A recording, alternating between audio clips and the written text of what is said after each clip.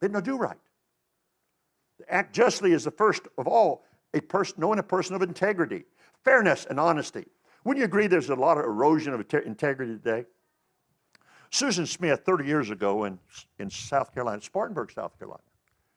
Union, which is close to us, in Spartanburg County. But anyway, Susan Smith fell in love. She was married. She fell in love with a rich man. She had 2 children. And she noticed that the rich man wasn't going to marry her because she had 2 children.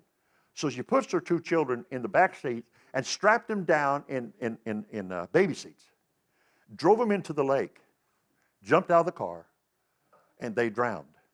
And when they pulled the car up, the 2 children, little babies, were holding hands.